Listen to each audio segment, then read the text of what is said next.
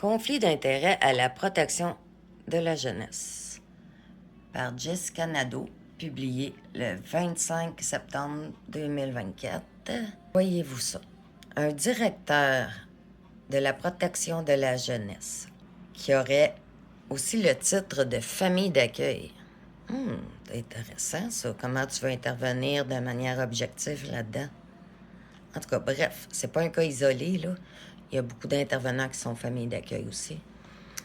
2023, M. C. a été nommé directeur de la protection de la jeunesse de la région A. C'est donc lui qui, ultimement, a l'autorité sur tous les dossiers de cette région. Comme le directeur est celui qui pilote le dossier de l'enfant et qui en a aussi la garde.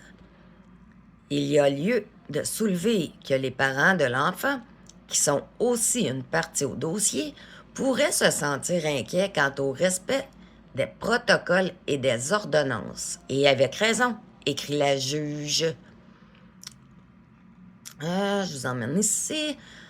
Par ailleurs, la juge critique sévèrement le travail des avocats de la Direction de la protection de la jeunesse dans le dossier et les déclare inhabile à agir dans la situation de l'enfant en raison d'un deuxième conflit d'intérêts créé par le double rôle joué par M. C. Hein?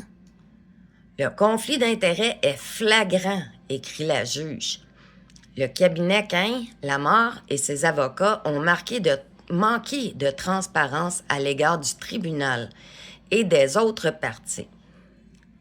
Et ils n'ont pas priorisé l'intérêt et les droits de l'enfant dans ce dossier.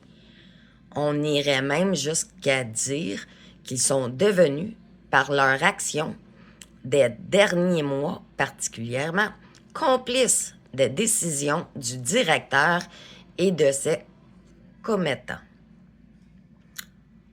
Or, tout autre avocat se retrouvera dans la même situation, constate la juge.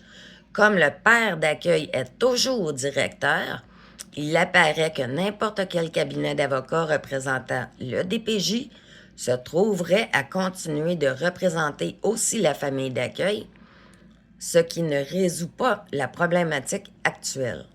Ainsi, la seule façon d'éviter le conflit d'intérêts est d'en arriver à ce qu'un avocat puisse représenter seulement les intérêts du DPJ et que le directeur ne soit pas en même temps la famille d'accueil de l'enfant en cause. En conséquence, écrit-elle, les seules options qui se présentent dans le dossier sont que le directeur démissionne ou qu'il abandonne son rôle de famille d'accueil. Bon. Nous tenons à réaffirmer que nos avocats chez Claire Lamar ont toujours agi dans l'intérêt et le bien-être de l'enfant adulte. Ils peuvent bien se défendre. Où ce qu'il en est devenu? J'ai pas de suite à ce truc-là. Y a-tu démissionné? Y a pas démissionné? Je le sais pas. Bref, ça serait intéressant si quelqu'un trouve la réponse de faire une suite à mon vidéo. Mais effectivement, quand un intervenant est famille d'accueil, souvent, ça va être un bureau extérieur. Mettons, comme moi, j'étais à Sorel, ça serait Drummondville qui aurait le suivi de ma famille d'accueil. Par contre, ça fait aucun sens parce que c'est clair qu'il y a des partis pris là-dedans. Là. Je veux dire, d'intervenir chez un directeur, tu ne mettras pas ta carrière en jeu, là, hein?